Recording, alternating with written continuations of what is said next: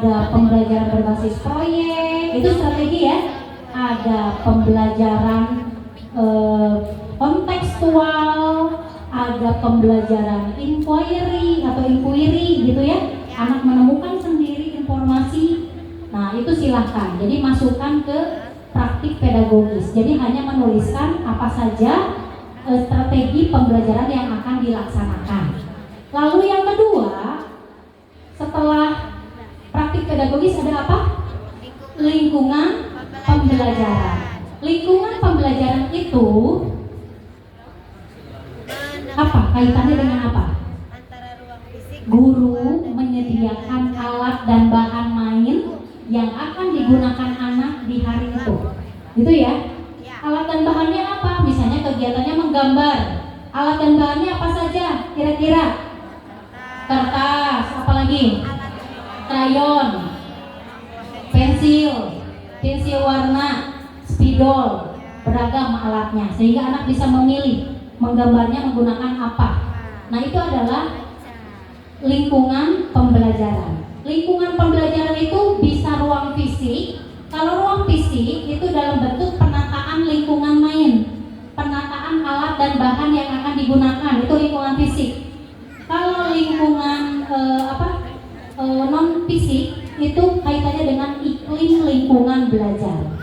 Guru berkomunikasi dengan santun, guru mengajak anak untuk berinteraksi, tidak teriak-teriak, itu adalah lingkungan pembelajaran masuknya.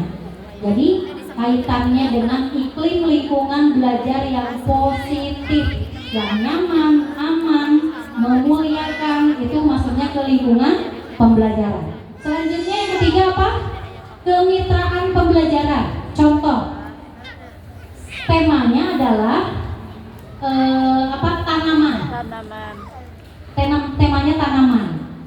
Sekolahnya berada di lingkungan perkebunan.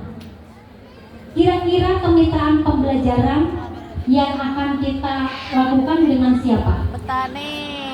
Petani, siapa lagi? Peternak. Orang tua. Oke, dengan orang tua ya. Dengan orang tua, dengan petani, itu adalah kemitraan pembelajaran. Tetapi sifatnya opsional. Jadi jika tidak bermitra dengan siapapun, tidak apa-apa. Yang keempat adalah pemanfaatan digital. Pemanfaatan digital itu seperti apa? Nonton. Misal, di tahapan memahami, kita akan menggali informasi tentang ayam menggunakan video pembelajaran. Link YouTube-nya mana? Link videonya disematkan, ya. Jadi itu adalah pemanfaatan digital. Tapi sekali lagi, pemanfaatan digital itu sifatnya opsional. Kalau guru tidak menggunakan, misalnya karena aksesnya terbatas, gitu ya, di Garut Selatan tidak ada sinyal, opsional itu tidak diisi juga nggak apa-apa, ya. Oke, lanjut. Nah, sekarang kita lihat, kalau tadi konsep PM-nya, kalau sekarang konsep KBC-nya, ya. Ini saya yakin sudah disosialisasikan oleh Bapak Ibu pengawasnya, tapi saya hanya ingin menggambarkan bagaimana integrasi dengan perencanaannya, gitu ya. Untuk konsep ini bisa dibaca ya, bahwa KBC ini sebuah kurikulum yang dirancang dengan menitik beratkan pada pengembangan karakter, gitu ya. Kemudian pembelajaran berbasis pengalaman serta perhatian mendalam. Prinsip untuk KBC itu yang pertama, pendidikan berbasis nilai. Jadi kita akan menanamkan nilai-nilai, itu ya. Itu prinsipnya. Yang kedua, pengembangan karakter untuk KBC. Yang ketiga, prinsip yang ketiga ada yang tahu? Memimpin. Keteladanan. Keteladanan ya, itu untuk prinsip. Bukan tujuan ya, prinsip. Kalau tadi tujuan membangun insan yang paripurna. Kalau prinsipnya, yang pertama tadi pendidikan berbasis nilai. Yang kedua, pengembangan karakter. Jadi karakternya dulu yang dibangun, gitu ya. Lalu yang ketiga, keteladanan. Guru memberikan teladan, anak menjadi teladan bagi teman-temannya, gitu ya, keteladanan. Yang keempat, ada yang tahu? pendekatan yang holistik. Jadi tidak hanya mengembangkan aspek nilai agama dan moral saja, tetapi seluruh aspek perkembangan anak itu dibangun, distimulasi. Ya, kemudian yang kelima, ada 5 prinsipnya. Kemitraan, membangun kemitraan. Jadi sekolah itu tidak berdiri sendiri, tapi dalam membangun karakter itu memerlukan kolaborasi antara sekolah dan orang tua, sekolah dan masyarakat, sehingga menjadi anak yang berkarakter, gitu ya.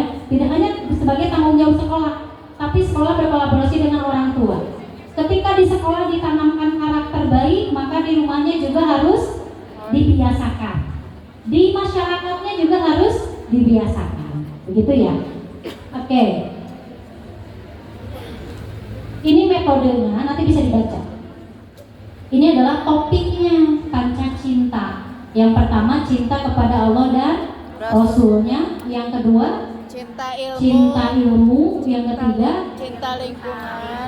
Oke, cinta lingkungan, cinta diri dan sesama manusia, lalu cinta tanah air. Baik, sekarang kita langsung mulai ke perencanaan pembelajaran. Kalau barusan baru konsepnya, agar kita bisa menuangkan dalam perencanaan pembelajaran.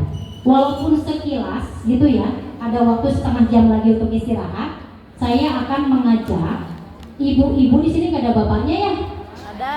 Oh ada, ibu-ibu dan bapak gitu ya, untuk membedah dokumennya.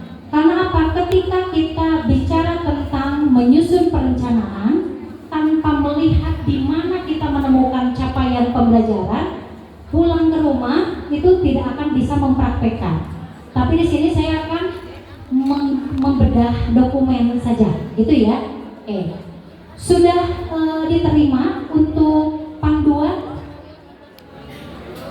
CP Pasu Pondasi? Boleh minta pada yang sudah ya? Saya sudah kirim ke panitia.